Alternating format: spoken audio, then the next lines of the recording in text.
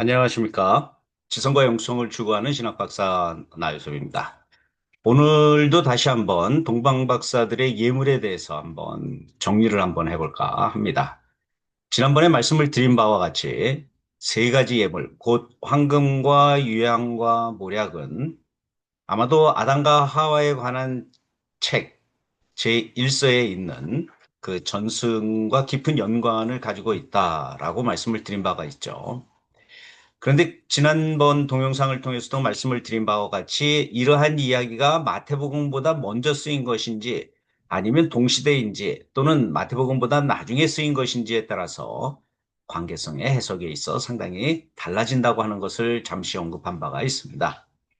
아마도 제가 생각할 때는 마태복음보다 조금 늦게 쓰인 자료가 아니겠는가 그런 생각을 합니다. 물론 뭐 기원 후 70년경의 모세 묵시록에 보면은 아담이 에덴 동산에서 나올 때 하나님께 향료를 달라고 향료를 가지고 나갈 수 있도록 해 달라. 그리고 나서 얼마 지나지 않아서 아담과 하와에 대한 책이 서술이 되는데 그것이 10년 후인지 20년 후인지 30년 후인지 몇십 년 후인지 정확히 알 수가 없다는 것이죠. 아무튼 제가 이야기하려고 하는 것은 그것입니다. 마태복음 저자는 무엇인가 이야기를 할 때, 특히 황금과 유향과 몰약에 대해서 이야기할 때에 자기 당시에 통용되고 있었던 어떤 전승을 차용했을 가능성이 상당히 많다라는 이야기입니다. 마태복음이 먼저 황금과 유향과 몰약에 대해서 언급한 후에 아담과 하와에 대한 책의 저자가 그것을 더 발전시켰는지는 모르겠습니다. 그러나 아무튼 1세기 말경에 황금과 유향과 몰약을 에덴 동산과 연관시키고자 하는 그러한 노력이 있지 않았느냐 하는 것이 제 해석인 것이죠. 다시 말하면은 마태복음 저자는 갑자기 어떤 내용을 계시로 받아서 쓴 것이 아니라 당시에 있었던 여러 가지 전승들을 활용을 해서 예수에 대해서 서술하는데 적용을 했다라고 말할 수가 있는 것입니다. 만약에 이러한 저의 해석이 옳다고 한다면 이것은 우리들에게 어떤 교훈을 주느냐? 오늘 우리도 우리 주변에 있는 많은 전승들을 가지고 우리의 신앙을 고백하고 표현하는 데 사용을 할 수 있다라고 하는 결론에 도달하는 것이죠. 뭐 이러한 이야기들이 우리 주변에 많이 있습니다. 뭐 예를 들면은 놀부정 같은 경우에도 보면은 거기에 초월적인 현상이 좀 나오죠.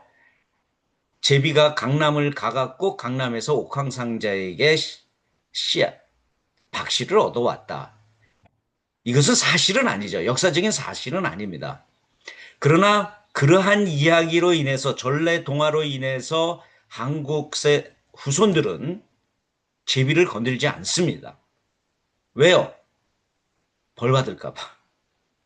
사실 뭐 보화를 얻는 거에 대한 기대도 있겠지만 그것은 사실 현실적으로 부족하기 때문에 정확하지 않기 때문에 대신 벌 받지 않으려고 하는 그런 마음이 작용이 되는 것이죠. 이런 것하고 비슷한 이야기가 성경에 어디에 있어요? 뭐 쉽게 이야기하면 요나 이야기가 바로 그런 비슷한 성격의 이야기죠. 큰 물고기 거기에 들어가서 사흘 동안 있었는데 죽지 않았다. 물론 하나님의 능력 가운데서 있을 수 있지만은 사실은 소설이죠. 그런 소설을 통해서 요나서의 저자는 무엇인가 메시지를 전하는 것입니다. 마찬가지로 놀부전의 저자도 마찬가지인 것이죠. 오늘 우리도 비록 동화 또는 전승, 우리 주변에 있는 격언 이런 모든 것들을 사용을 해서 우리의 신앙을 고백할 수 있어야 한다는 메시지를 우리는 마태복음 저자로부터 배우고 있는 것입니다. 물론 저의 이러한 해석에 대해서 동의할 수 있는 분도 있고 동의하지 못할 분도 있으리라고 저는 믿습니다. 저는 하고자 합니다. 여러분들은 어떻게 하실 건지요? 생각해 보시기 바랍니다. 오늘도 저희 강의 시청해 주셔서 감사하고요. 지난 한 주 동안 저에게 영적으로 물질적으로 도움을 주신 모든 분들께 심심한 감사를 드립니다.